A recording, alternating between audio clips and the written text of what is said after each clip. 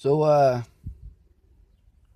the detectives in Natalie's case, they were pretty sure that I killed Natalie.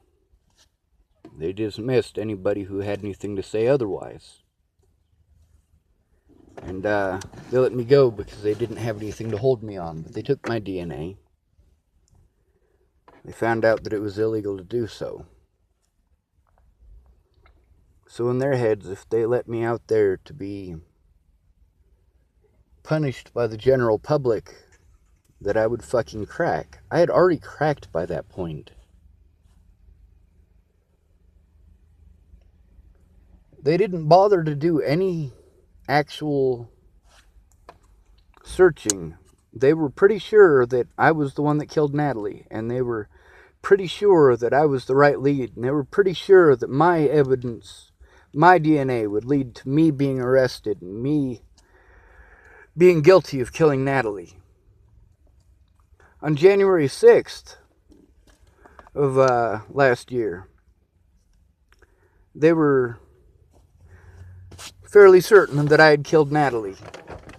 They were like, all right, he's cracking. This is the time when we can go in and use the Boulder police and their Nazi tactics. Because he's trying to flee state. We don't want this guy who we are pretty sure killed Natalie. We don't want him fleeing state. We don't want him leaving the state of Colorado.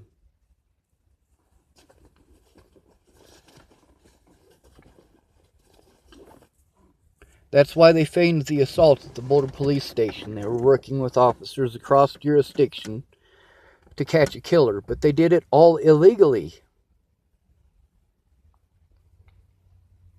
And I'm not allowed to show any of that. They're allowed to show stuff from across jurisdiction, but I'm not. I'm not allowed to show any evidence. I'm not allowed to get Alicia in court to prove that that phone was all sorts of fucked up. To prove that I was being abused. I'm not allowed to have those officers get on the stand and tell their testimony.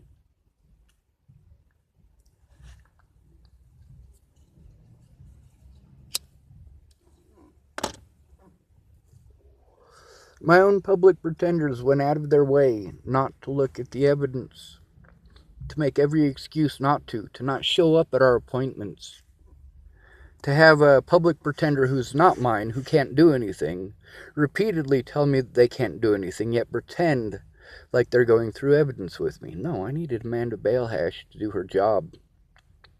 I needed Zoe Tanner to do her job.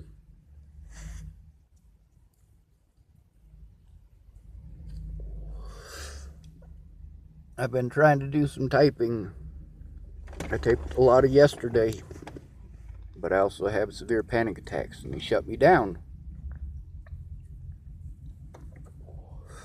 So instead of going outside and screaming at the top of my lungs for somebody to fucking kill me, or screaming for help when there is none, I make these videos to try to appeal to somebody. Please help. There's plenty of evidence that proves that what these people did was wrong. Not just wrong, but also illegal and immoral. But without somebody who's actually willing to help, instead of just tell me that they're going to help, and then I show up and they don't. Or I show up and it's an abusive environment.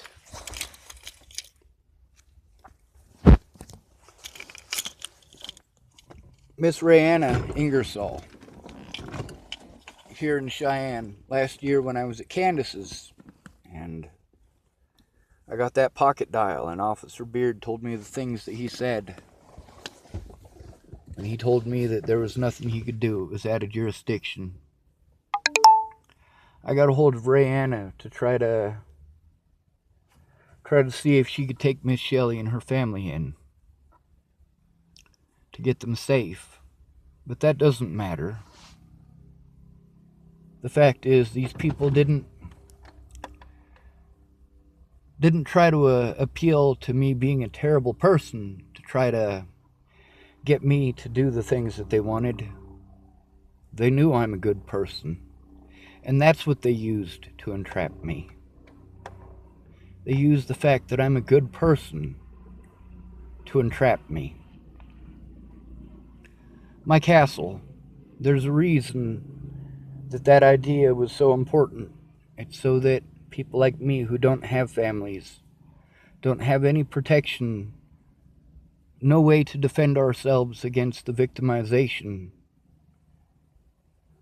that we could have a place where we're not victimized, where we're not judged for things that we can't help. I can't change how the police do things. It takes us working together to do that.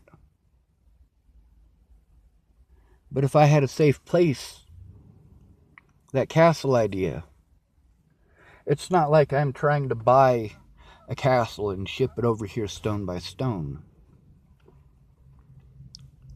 No, it's just a piece of land. That's it. You work on it over time, and eventually you get something bigger. You get something better.